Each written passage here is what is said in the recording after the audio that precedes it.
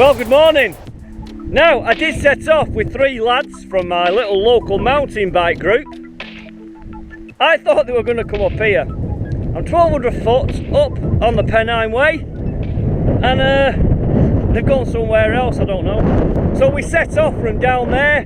They took a route on a trail up there. I came on the road to get up here quicker, to get the drone out and hopefully get a shot just down there.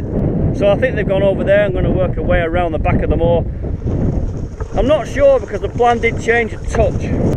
Let's have a look around though where I am. The views up here are second to none. Over there you can look right across to Cheshire, the Cheshire Plain.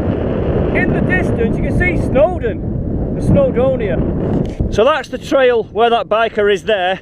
I thought they were going to come up there, zigzag down, come up this trail to where my bike is. So I think what I'll do now, I'm going to head down the trail here. This is part of the Pennine Way. I'm going to go over the rocks at Blackstone Edge because that's where they're going to be heading to at some point. Now, one thing I do enjoy is a challenge where I can mountain bike on technical sections, single track, in this case lots of rocks around, and try and do it without touching the ground with your feet, or as I would say, without dabbing. You've got to pick your line, read the track way ahead, and try and navigate around what appears at times to be almost an impossible course. It's great fun, and you're not going too fast. And you're certainly not going to get any king of the mountains trying to perfect this. And so my plan now was to ride across the Pennine Way and work towards Windy Hill, where I have to cross a bridge over the M62 motorway, which I'm not always keen to do.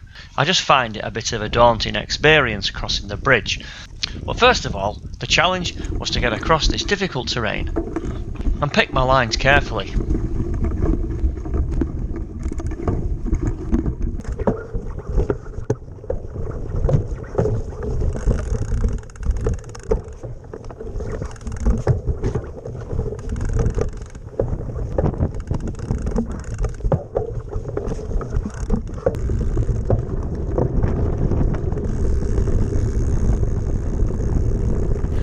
Okay, let's start this descent. Get past these couple of rocks here. I've got the drone following me now. I can't go too quickly because it might not keep up with me, and I've not got much power left. The last thing I want is to get too far down this trail and it decides to return to the home point and it's too far away to get back to. So anyway, let's just negotiate some of these little nooks and crannies here. We're trying to get down without dabbing. It's always a nice challenge if you can do this and clear it in one. Some of these rocks are loose and you've got to pick a nice line, and as you can see here I'm kind of picking all kinds of lines,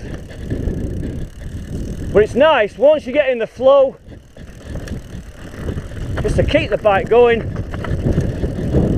control it, balance it, use your brakes. We'll take this line here. Now this section ahead has been worn out quite a lot through heavy rainfall. You can see where the plastic matting has come detached.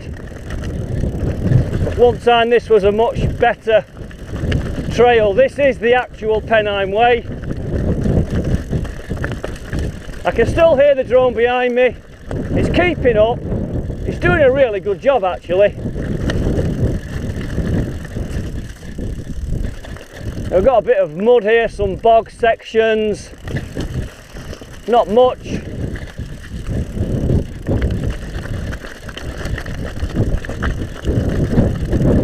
But yeah, this is what it's all about.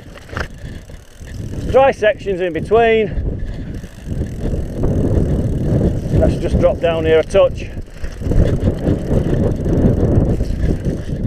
Okay, you're joining me now. We've hit a fantastic cobble section. I like this. This is pretty quick. Yeah, nice bit of pace up here. There's the camera. Whoa!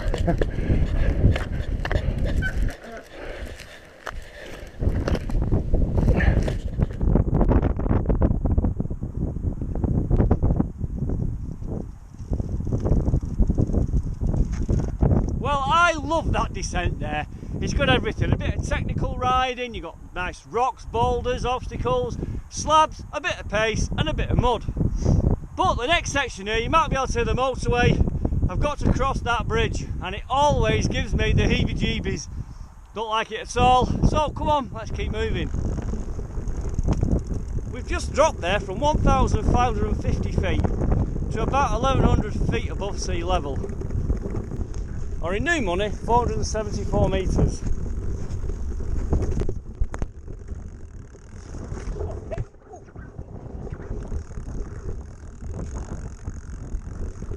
Okay, well, we're at Windy Hill now. There's the transmitter. The guys were talking about doing the traverse, which is over on this side, but I've not seen it yet. Rightio, I'm now at the next trig point on this route.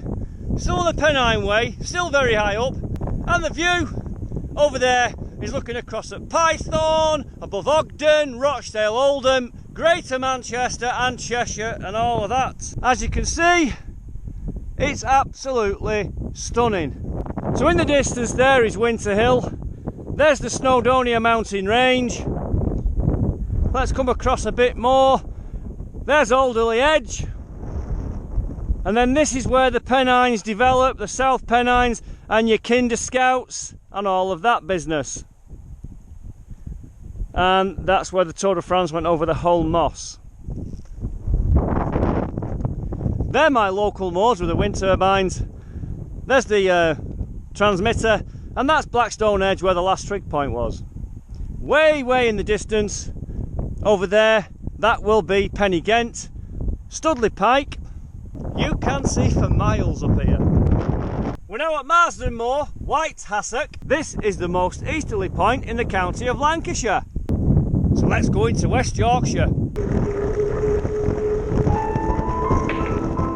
And so, having crossed quite a boggy section of Marsden Moor, I ended up coming down the A640, which is a main road in towards Denshaw. And having followed the Rateses Highway, I took the local trails back into the Python Valley, where the ride basically came to a nice conclusion as I approached Hollingworth Lake. And I thoroughly enjoyed this ride. It was a 17-mile ride with over 1,800 feet of climbing.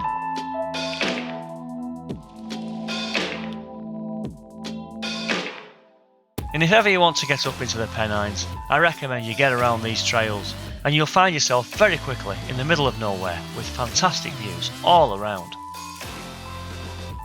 I'm a cyclist and I live in the Pennines, and thank you for watching. And if you like these videos, let me know and I'll make some more for you.